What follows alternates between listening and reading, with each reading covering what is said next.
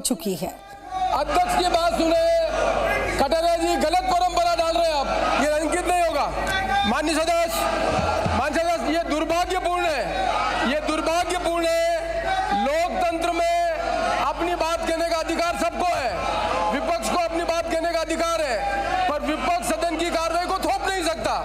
ये जो गलत परंपरा डाल रहे हैं, मैं गलत परंपरा की बहुत कड़े शब्दों में निंदा करता हूँ और मैं कहना चाहता हूँ, मैं माननीय कटारिया साहब आपको और आपके पार्टी के लोगों को कहना चाहता हूँ, आज दिन तक केवल मात्र 4 बार सदन स्थगित हुआ प्रश्नकाल में।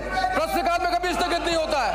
यदि इस तरह की परंपरा डाली गई तो राजस्थान में संसदीय लोकतंत्र खतरे में पड़ जाएगा और इसकी जिम्मेदारी भारतीय जनता पार्टी के ऊपर आएगी। ये भारतीय जनता पार्टी जनता के साथ न्याय नहीं कर रही है, बच्चों के साथ न्याय नहीं कर रही है। जिस तरह का ये काम कर रहे हैं उससे राजस्थान की नौजवान पीढ़ी के लोगों के साथ अन्याय हो जाएगा। इसलिए मैं मांग करना चाहता हूँ, मैं बड़े विनम्र शब्दों में निवेदन करना चाहता हूँ, अपनी जिम्मेदारी का निर्वहन करें और संसदीय परंपरा में अपनी बात कहने का आपका अधिकार है। प्रश्नकाल को समाप्त करने का काम करेंगे, ये गलत परंपरा होगी। मैं फिर निवेदन करना चाहता हूँ, संसदीय परंपराओं को खत्म करके लोकतंत्र में जनता की बात करने का अधिकार न आपको है न किसी को है। संसदीय परंपरा को बनाए रखना जरूरी है। मैं फिर एक बार अपील करना चाहता हूँ, आप अपने स्थान पर बैठे अपनी बात को कहे। शून्यकाल में आपको पूरा मौका दिया जाएगा। मैं शून्यकाल में सरकार को स्टेटमेंट देने के लिए कहूंगा, लेकिन आपके कहने से नहीं कहूंगा। मैं शून्यकाल में राजस्थान सरकार रिट के बारे में अपनी बात कहेगी। आप अपने स्थान पर बैठे और संसदीय लोकतंत्र में जनता के सामने बात पता पड़ जाएगी कि क्या चाहते हैं।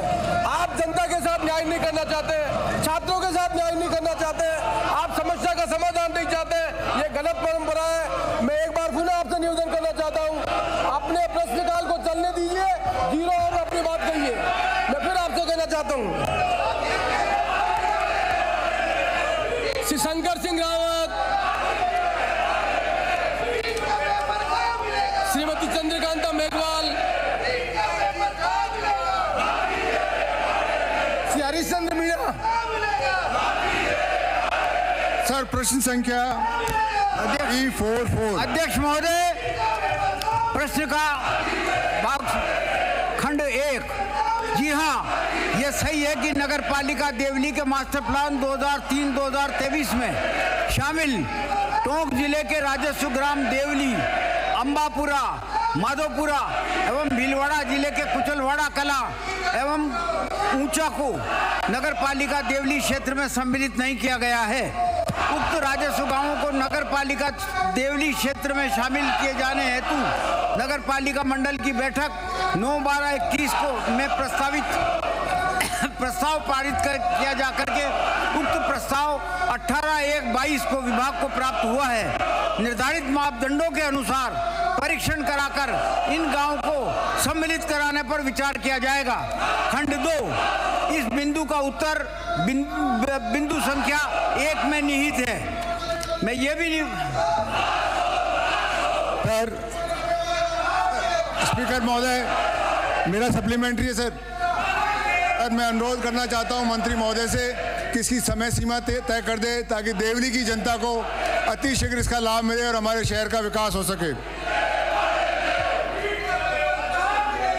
अध्यक्ष महोदय, किसी भी शहर का मास्टर प्लान बनाते समय वहाँ की जनसंख्या और विकास की आवश्यकताओं को ध्यान में रखते हुए मास्टर प्लान का निर्माण एक निश्चित अवधि के लिए किया जाता है।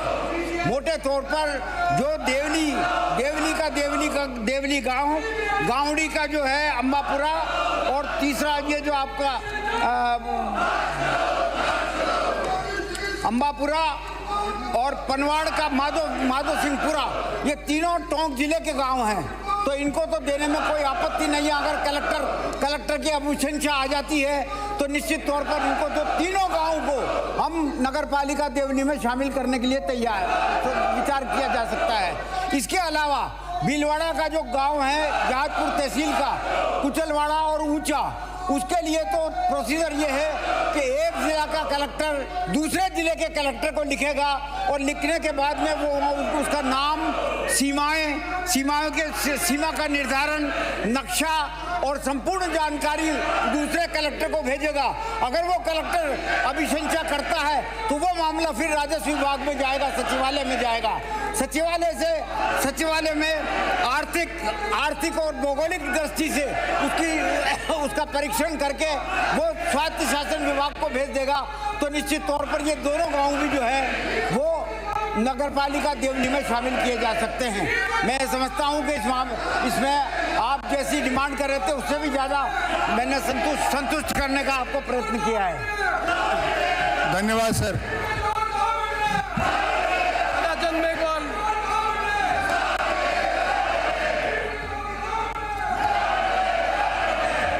वन मंत्री 1156 प्रश्न संख्या 1156। वन मंत्री जी।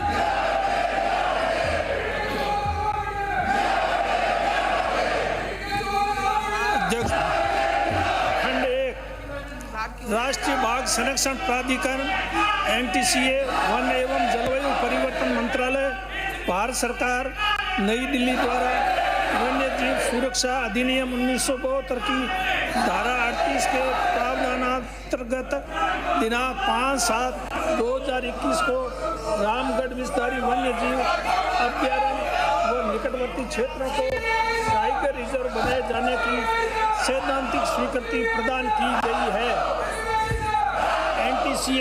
खंड 2 NTCA द्वारा प्रदान की गई स्वीकृति के क्रम में राज्य सरकार द्वारा रामगढ़ विस्तारी टाइगर रिजर्व के क्रिटिकल टाइगर हैबिटेट कोर एवं बफर क्षेत्र के निर्धारण हेतु धारा 38वीं क्लॉज 4 के अनुसार विशेषज्ञ समिति का गठन किया गया है। समिति द्वारा रामगढ़ विस्तारी टाइगर रिजर्व के कोर CTH तथा बफर क्षेत्र के निर्धारण हेतु रिपोर्ट दिनांक 24 जनवरी 2022 को राज्य सरकार को प्रस्तुत की गई है। समिति की रिपोर्ट का परीक्षण कर राज्य सरकार द्वारा वन्य जीव सुरक्षा अधिनियम 1972 के प्रावधानों के तहत कार्रवाई की जा रही है। खंड 3 वन्य जीव अभ्यारण्य शेरगंज में पैंथर प्राकृतिक रूप से पाए जाते हैं। यहाँ टाइगर एवं चीता शिफ्ट करने की वर्तमान में कोई योजना नहीं है, अपितु वन्यजीव अभ्यारण्य शेरगंज में चीता छोड़े जाने की संभावना का जायजा लिए जाने की दृष्टि से विचार करने हेतु भारतीय वन्यजीव संस्थान देहरादून के वैज्ञानिकों द्वारा शेरगंज वन्यजीव अभ्यारण्य का प्रारंभिक अवलोकन किया जाकर रिपोर्ट प्रस्तुत की गई है। रिपोर्ट में शेरगंज अभ्यारण्य का क्षेत्रफल कम होने के कारण वन क्षेत्र को सम्मिलित किया जाने, चारों ओर फेंसिंग की जाने, ग्राम सुरक्षा को बाहर विस्थापित किए जाने, फाइल को थोड़ी साइड में रख के बोलो तो माइक में आवाज आए। ग्राम सुरक्षा को बाहर विस्थापित किए जाने आदि उपरांत ही यह अभ्यारण्य चीता की 3-4 यूनिट बनाने हेतु उपयुक्त हो सकता है बाबत उल्लेखित किया गया है। इस संबंध में NTCA द्वारा अपने पत्र दिनांक 7 दिसंबर 2021 द्वारा सूचित किया गया है कि प्रथम चरण में चीता बसाने की कार्रवाई मध्य प्रदेश में की जा रही है। अन्य स्थानों के संबंध में बाद के चरणों में कार्रवाई की जाएगी।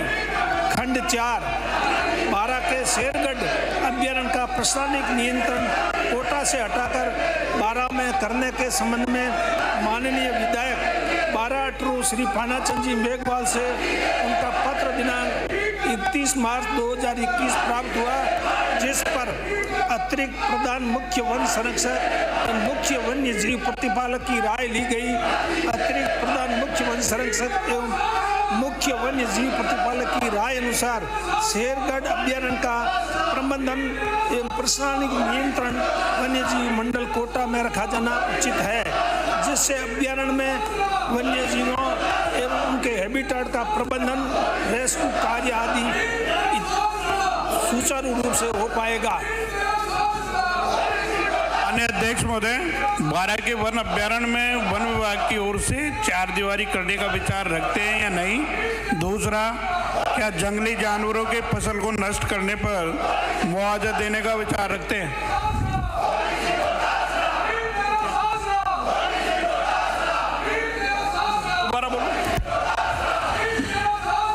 बारा के वन अभ्यारण्य में वन विभाग की ओर से चारदीवारी करने का विचार रखते हैं या नहीं? दूसरा, क्या जंगली जानवरों के फसल को नष्ट करने पर मुआवजा देने का विचार रखते हैं या नहीं? दोबारा। जंगली जानवरों को फसल नष्ट करने का मामले का प्रश्न है तो वो अलग प्रश्न है। ये रामगढ़ से संबंधित है तो उसके लिए आप अलग से प्रश्न पूछें। ये रामगढ़ वन्यजीव अभयारण्य से है संबंधित है।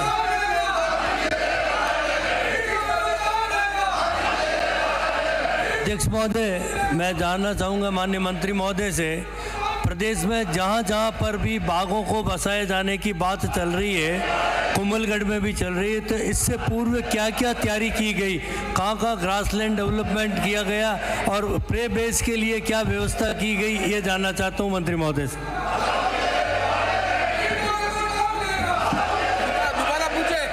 दोबारा पूछ ले। माननीय मंत्री महोदय, मैं ये जानना चाहता हूँ कि आप बाघों को पुनर्वास के लिए जो बात चल रही है, कुंभलगढ़ वन्य अभयारण्य में भी बात चल रही है, तो बाघों को बसाने से पूर्व विभाग ने वहाँ पे क्या क्या तैयारी की है, कितना ग्रासलैंड डेवलपमेंट किया है और उसके प्रे बेस के लिए क्या व्यवस्था की गई है? नहीं तो कैटल लिफ्टिंग और मैन ईटिंग की स्थिति पैदा हो जाएगी। तो उससे पूर्व विभाग ने क्या क्या व्यवस्था की, ये जानना चाहता हूँ। मैंने कहा ये प्रश्न तो रामगढ़ विषधारी और मुकंदरा से संबंधित है। ये प्रश्न रामगढ़ विषधारी और मुकंदरा से संबंधित है, दूसरे विभाग से। और ये जो वन्य जीव की आप बात करते हो, बाघ संरक्षण की बात करते हो, ये सिर्फ इस प्राधिकरण से संबंधित ही है। अगला माननीय सदस्य। मंत्री महोदय, मेरा वहाँ से भी मतलब है, वहाँ पे क्या तैयारी की है, वहाँ पे प्रे बेस के लिए और प्रे बेस को बढ़ाने के लिए ग्रासलैंड कितना डेवलप किया, वो जानना चाहता हूँ। अगला प्रश्न श्री ज्ञानचंद पारक। अगला प्रश्न श्री अनीता बदेल। अगला प्रश्न श्री संदीप शर्मा। अगला सुरेश ताक।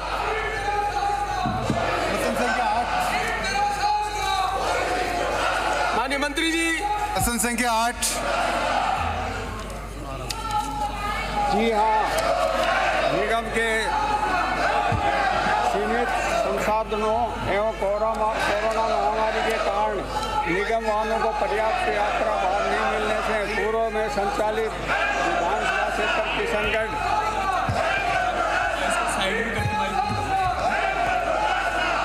नहीं मिलने से बसें विधानसभा क्षेत्र किशनगढ़ के ग्रामीण क्षेत्र की कुछ निगम वाहनों का संचालन बंद किया गया है। उसका विवरण परिशिष्ट 1 पर संलग्न है। जी नहीं, राजस्थान परिवहन निगम के सीमित संसाधनों के कारण परिशिष्ट 1 में अंकित बंद की गई निगम की किशनगढ़ विधानसभा क्षेत्र के ग्रामीण मार्गों की बसों का संचालन फिलहाल किए जाने का विचार नहीं है। नंबर 3, निगम द्वारा किशनगढ़ विधानसभा क्षेत्र के स्थानीय जनप्रतिनिधियों से प्राप्त पत्रों की गई कार्रवाई का विवरण परिशिष्ट 2 पर संलग्न है।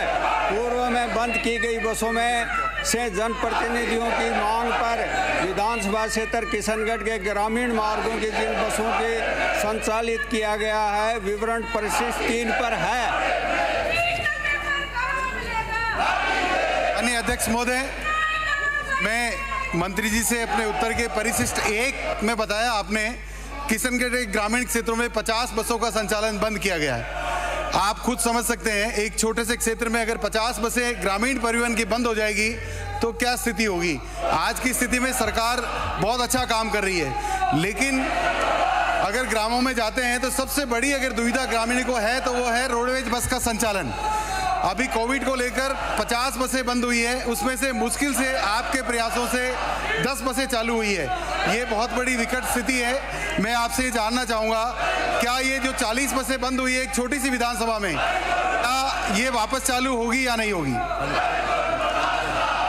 अध्यक्ष महोदय, इनमें अधिकांश बसें कोरोना काल में बंद की गई हैं। जो ही पहली लहर के बाद हमने कोशिश की कि बसें चलाएं, तो दूसरी लहर आ गई, वो उससे भी भयंकर थी। उसके बाद तीसरी लहर आ गई। अब जो ही कोरोना की स्थिति सामान्य होगी, हम गुण अवगुण के आधार पर और उपलब्ध संसाधनों को देखते हुए बसें को संचालित करने के लिए पुनर्विचार करके और उस पर हम समीक्षा करके कोशिश करेंगे। माननीय अध्यक्ष महोदय, मैं मंत्री जी से जानना चाहूँगा, आपने मेरे प्रश्न इस 8 में 2 नंबर पे आपने जवाब दिया, बसें संचालन पुनः प्रारंभ करने का विचार रखती है क्या? आपने कहा जी नहीं। तो मुझे इस बात की चिंता है कि ये बसें अगर नहीं चली तो हमारी स्थिति बहुत विकट हो जाएगी। क्या सरकार ग्रामीण परिवहन बस सेवा को पुनर्संचालन करना चाहेगी, ग्रामीण परिवहन की व्यवस्था को सुधारने के लिए? कोरोना की स्थिति सामान्य होने के बाद आपसे बात करके आप जो कहें ये बताएंगे कि ये ज़रूरी है, और हमारे सीमित संसाधनों को देखते हुए आप हमें बता दें कि कौन कौन सी बसें ज़्यादा ज़रूरी हैं, उनकी हम समीक्षा कर लेंगे। माननीय अध्यक्ष महोदय, एक साथ अध्यक्ष महोदय, मेरा आग्रह है आप एक बार दोनों चीफ मैनेजर्स को फ़ोन करें, जो आवश्यक 2-3 बसें हैं उनको ज़रूर चालू करें, ताकि मेरी कुछ शिकायतें ज़्यादा है वो मेरी ठीक हो सके। आप जो 2-3 बसें बता रहे हैं वो आप लिख के दे दें, मैं दोनों चीफ मैनेजरों को कहूँगा आपसे संपर्क कर लेंगे। थैंक यू सर, धन्यवाद। माननीय मंत्री महोदय, मैं आपसे ये जानना चाहता हूँ कि जो कोविड में आपने रोडवेज बसें विधानसभा क्षेत्र मारवाड़ जंक्शन में बंद की थी, उसे पुनः चालू करने का विचार रखते हो तो कब तक? दूसरा, ग्रामीण परिवहन सेवा वहाँ पे कब लागू करने की जो माननीय मुख्यमंत्री महोदय ने घोषणा की है, तो वहाँ कब लागू की जाएगी, मैं जानना चाहता हूँ। ये प्रश्न अध्यक्ष महोदय किशनगढ़ विधानसभा क्षेत्र से संबंधित ही है। मंत्री महोदय, ये संपूर्ण प्रदेश के परिप्रेक्ष्य में है। किशनगढ़ का ही प्रश्न है अध्यक्ष महोदय। अगला श्री अविनाश, अगला प्रश्न श्री जक्सी राम, अगला प्रश्न श्रीमती संतोष, अगला बलजीत यादव। अध्यक्ष महोदय, प्रश्न संख्या 97।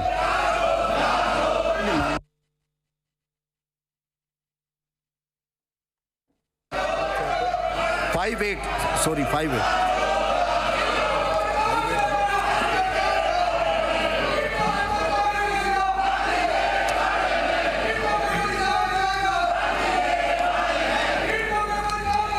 अध्यक्ष महोदय, प्रश्न का खंड 1।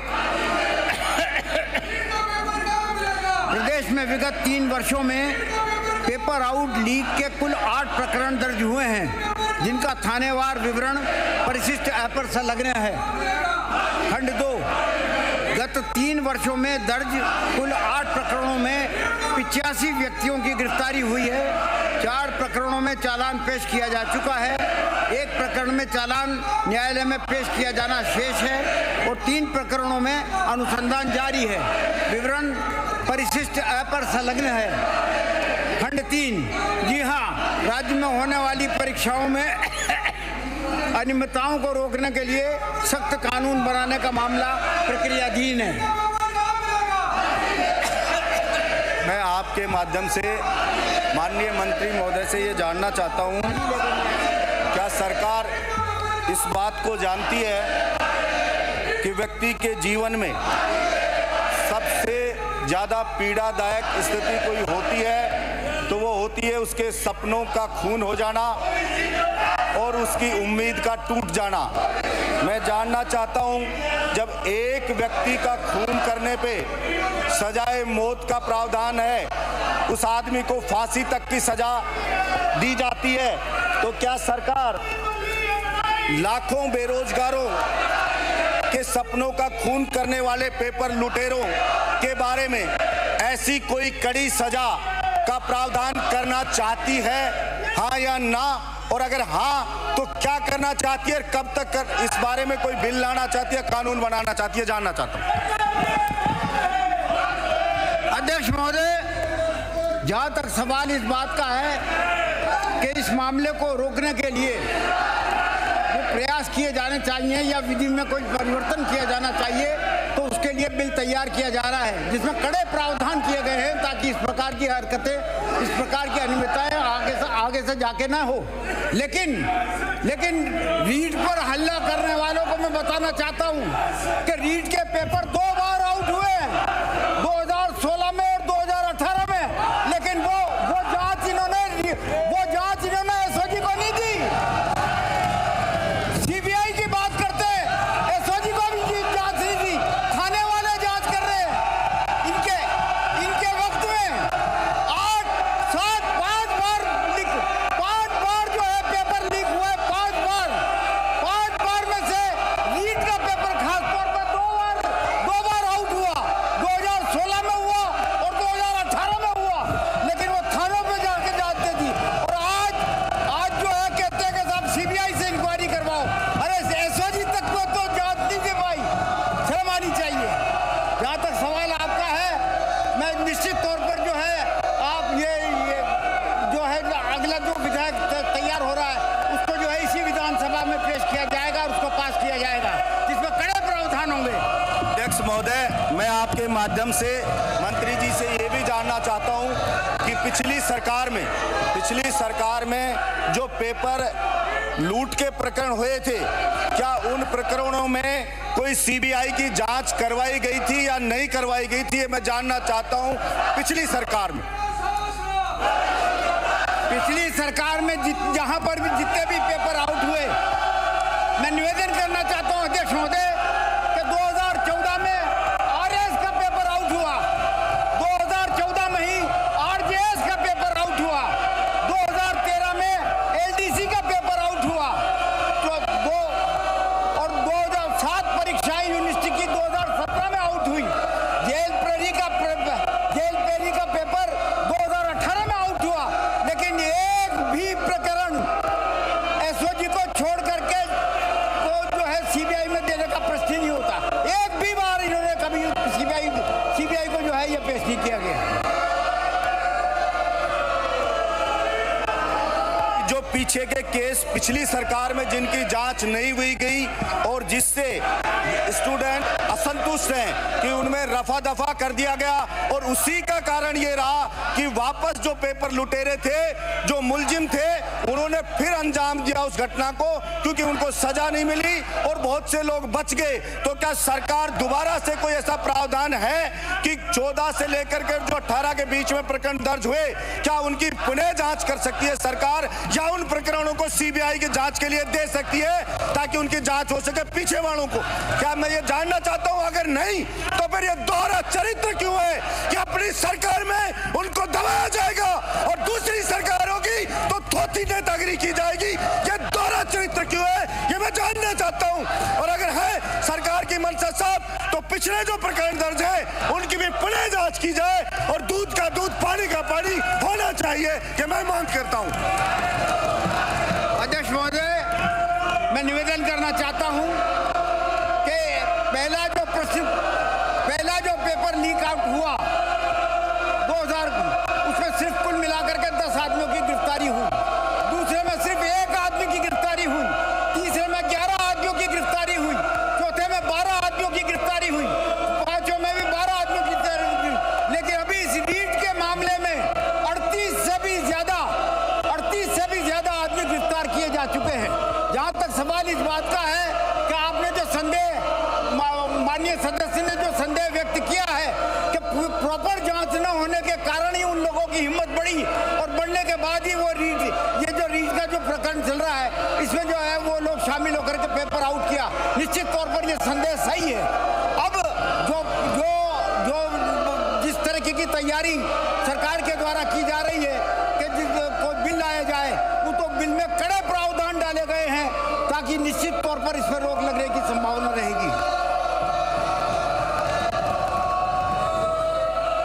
एक जानकारी करना चाहता हूं कि एक बार हैदराबाद के अंदर एक वेटनरी डॉक्टर के साथ सामूहिक रेप हुआ और उसके रेप होने के बाद 4 दिन में मुलजिमों को गिरफ्तार किया गया और गिरफ्तार करके उनका एनकाउंटर हुआ और पुलिस ने जो उनका एनकाउंटर किया उसकी तारीफ सड़क से लेकर संसद तक हुई, सोशल मीडिया पे हुई। मैं ये सरकार से मांग करना चाहता हूँ और जानना चाहता हूँ क्या इसी प्रकार की कोई छूट इन जो ये पेपर लुटेरे हैं इनके खिलाफ कार्रवाई सख्त करने की छूट क्या राजस्थान पुलिस को देने की भी मंशा राजस्थान की सरकार रखती है? क्योंकि इन लुटेरों को छोटी मोटी सजा से कोई इनका होने वाला नहीं है। जब तक हैदराबाद में जिस प्रकार से उन्होंने जघन्य अपराध किया एक युवती के साथ, उसी प्रकार से सपनों का जो लाखों युवाओं के सपनों का बलात्कार कर रहे हैं ये पेपर लुटेरे, और सिर्फ नेतागिरी करके उसको दबा दिया जाता है। कोई कड़े प्रावधान किए नहीं जाते जिससे कि उनको सजा मिले और आगे से पुनरावृत्ति ना हो और जो युवाओं के भविष्य के साथ खिलवाड़ हो रहा है वो ना हो। तो मैं मांग करना चाहता हूँ क्या सरकार राजस्थान की पुलिस को इस प्रकार की छूट दे सकती है कि हैदराबाद वाला ही यहाँ पे करके बताए? क्योंकि मैं आश्वस्त करना चाहता हूँ कि राजस्थान की जनता, हिंदुस्तान की जनता जो गलत कार्य इस प्रकार का करता है, भाषण नहीं, प्रश्न मुझे समर्थन करती है या फिर कोई फांसी के जैसी सजा इनको मिले। और विपक्ष के साथियों से भी कहना चाहता हूँ राजस्थान सरकार भी कानून बनाए और केंद्र सरकार भी कानून बनाए कि जो पेपर लूट की घटना में शामिल हो उसको फांसी की सजा दी जाए, हत्या माना जाए। मैं कहना चाहता हूँ। अगला प्रश्न फूल सिंह मीणा, अगला प्रश्न सतीश पूनिया, अगला प्रश्न भरत सिंह, अगला प्रश्न भरत सिंह।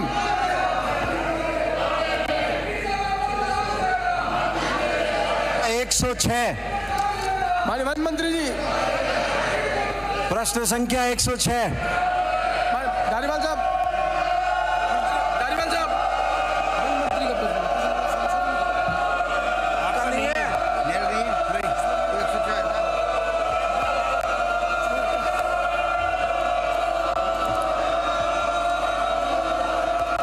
खंड 1, जी हाँ, राज्य आर्द्र भूमि प्राधिकरण का गठन आर्द्र भूमि संरक्षण और प्रबंधन नियम 2017 की धारा 15 के तहत किया गया है। उक्त नियमों के अधीन राज्य आर्द्र भूमि प्राधिकरण द्वारा निम्न कार्य किए जाने हैं। विनियमन हेतु चिन्हित आर्द्र भूमियों की प्रस्तुति करना, डिजिटल सूची तैयार करना, अनुज्ञात किए जाने वाले कार्यकलापों और प्रभाव क्षेत्र की सूची विकसित करना, संरक्षण और युक्तियुक्त उपयोग के लिए कार्य नीतियाँ परिभाषित करना, सतत प्रबंधन हेतु आवश्यक निर्देश जारी करना इत्यादि। खंड 2, आरक्षण भूमि संरक्षण और प्रबंधन नियम 2017 के तहत नियम 5 के प्रावधान अंतर्गत राज्य आर्द्र भूमि प्राधिकरण का गठन किया गया है। नियम 5 और 17 के अनुसार राजकीय सदस्यों के अतिरिक्त गैर कार्य सरकारी सदस्यों के रूप में आर्द्र भूमि पारिस्थितिकी, जल विज्ञान, मत्स्यिकी, भूदृश्य योजना और सामाजिक आर्थिक क्षेत्र का एक विशेषज्ञ राज्य सरकार द्वारा मनोनीत किया जाना है। खंड 3, जी नहीं, वेटलैंड का चयन कर विकास करने की विभाग की कोई योजना नहीं है। जिला कलेक्टर्स द्वारा आर्द्र भूमि संरक्षण और प्रबंधन नियम 2017 के तहत Indian Space Research Organisation ISRO द्वारा प्रकाशित नेशनल वेटलैंड एटलस में से धारित डेटा अनुसार प्रदेश के हर जिले में वेटलैंड्स को चिन्हित किया जाना है एवं प्रबंध योजना तैयार की जानी है। आर्द्र भूमि संरक्षण और प्रबंधन नियम 2017 के प्रावधानों के अनुसार वेटलैंड्स का विकास संबंधित स्वामित्व वाले विभाग द्वारा आर्द्र भूमि संरक्षण और प्रबंधन नियम 2017 के तहत किया जाना है। खंड 4, वेटलैंड अथॉरिटी के अध्यक्ष एवं सदस्यों द्वारा कई वेटलैंड जैसे कि सांबर झील, केवलादेव राष्ट्रीय उद्यान, भरतपुर, चंदलाई जयपुर, बरखेड़ा जयपुर, आना सागर अजमेर, नक्की झील माउंट आबू, फतेह सागर एवं पिछुला झील उदयपुर, कायलाना जोधपुर इत्यादि का निरीक्षण किया गया है। इन वेटलैंड्स के संबंध में जिला कलेक्टर्स एवं संबंधित स्वामित्व वाले विभागों से चर्चा कर उचित दिशा निर्देश दिए गए हैं। के माध्यम से माननीय मंत्री जी से जानना चाहता हूं कि अथॉरिटी के गठन के बाद इसकी बैठकें कब कब हुई और इस अथॉरिटी में गैर सरकारी सदस्यों का मनोनयन कब तक कर लिया जाएगा। प्रबंध योजना वेटलैंड के बारे में कब तक तैयार कर ली जाएगी और वेटलैंड पर जो पक्के निर्माण हैं उनको हटाने के बारे में आपकी क्या कार्य योजना है।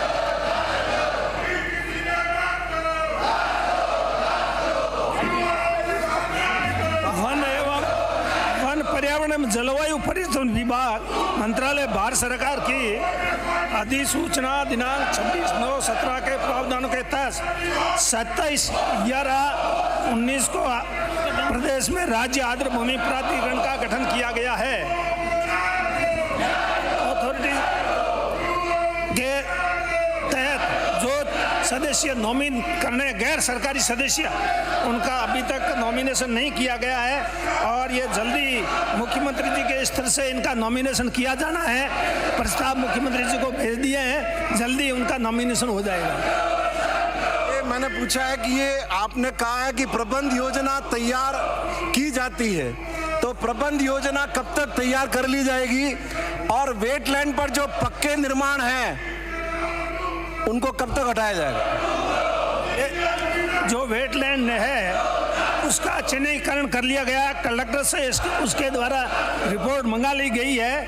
उसमें इसरो के द्वारा प्रकाशित रिपोर्ट है, उसके अनुसार राज्य में 46,748 वेटलैंड्स है कुल और उसमें से 2.5 एकड़ से ज़्यादा के वेटलैंड्स है वो 12,625 है क्षेत्रफल की दृष्टि से।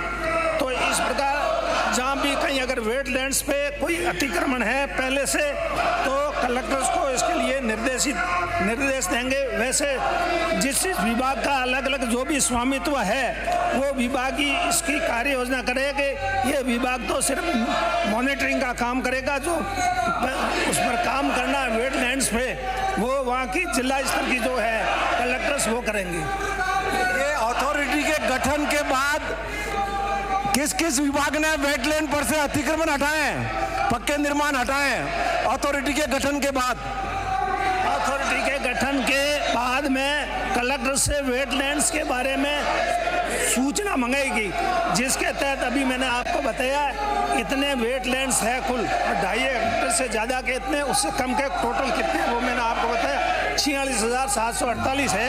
अभी तक सूची प्राप्त हुई है, उसके बाद में इस पर अतिक्रमण वगैरह है इस प्रकार की कोई सूचना हमारे को नहीं मिली है। कलेक्टर से सूचना मंगवाएंगे, अगर इस प्रकार कोई हमें सूचना प्राप्त होगी कि वेटलैंड्स पे अतिक्रमण है तो उनका हटाने के लिए कलेक्टर को निर्देशित करेंगे।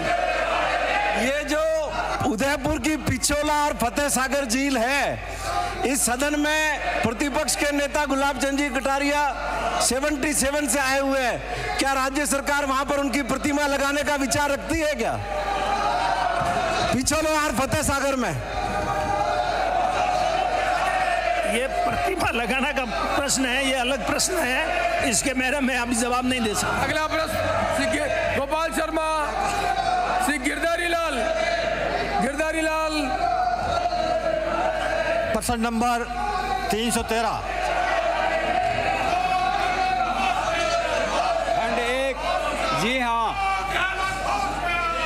खंड 2 जी हाँ, विभाग द्वारा राज्य सरकार के स्तर पर नीतिगत निर्णय लिया जाकर निजी फिटनेस सेंटरों के अनुचित व्यावसायिक प्रतिस्पर्धा को रोकने, उनकी आर्थिक व्यवहार्यता को सुनिश्चित करने एवं वाहन स्वामियों की सुविधा एवं सुगमता के उद्देश्य से दिनांक 4/6/2021 को अपने आदेश 9/2021 क्रमांक F7 (53) FC 2020/209639 द्वारा पंजीकृत वाणिज्यिक वाहनों को फिटनेस नवीनीकरण हेतु आवेदन उस राजस्व जिले में जहां वाहन पंजीकृत हैं या वाहन स्वामी ने पता परिवर्तन करा रखा है तथा नियमित रूप से वहां कर जमा करवा रहा है में ही करवाने के निर्देश प्रदान किए गए हैं। जी नहीं, खंड 3 जी नहीं, वर्तमान में आदेश क्रमांक F7/53 FC परी//MU/2020/9639 दिनांक 4/6/2021 को निरस्त करने के संबंध में परिवहन एवं सड़क सुरक्षा विभाग राजस्थान सरकार के स्तर पर कोई प्रस्ताव लंबित नहीं है, क्योंकि विभाग द्वारा राज्य सरकार के स्तर पर नीतिगत निर्णय लिया जाकर निजी फिटनेस सेंटरों की अनुचित व्यावसायिक प्रतिस्पर्धा को रोकने, उनकी आर्थिक व्यवहारिकता को सुनिश्चित करने एवं वाहन स्वामियों की सुविधा एवं सुगमता के उद्देश्य से उक्त निर्णय लिया जाकर पंजीकृत वाणिज्यिक वाहन फिटनेस नवीनीकरण हेतु आवेदन उस राजस्व जिले में जहां वाहन पंजीकृत हैं या वाहन स्वामी ने पता परिवर्तित करवा रखा है तथा नियमित रूप से वहां कर जमा करवा रहा है में ही करने के निर्देश प्रदान किए गए हैं। माननीय अध्यक्ष महोदय, विज्ञान का विकास इतना हो गया था, एक जिले के कार्ड दूसरे जिले में भी था। अब तो राजस्थान में कहीं भी फिटनेस हो सकता था और अब ऑनलाइन ज़माने में वाहन मालिक राजसमंद से बीकानेर खाली गाड़ी लेकर आएगा तो धन और समय का नुकसान भी होगा, वाहन मालिक के हित में कैसे होगा। अध्यक्ष महोदय,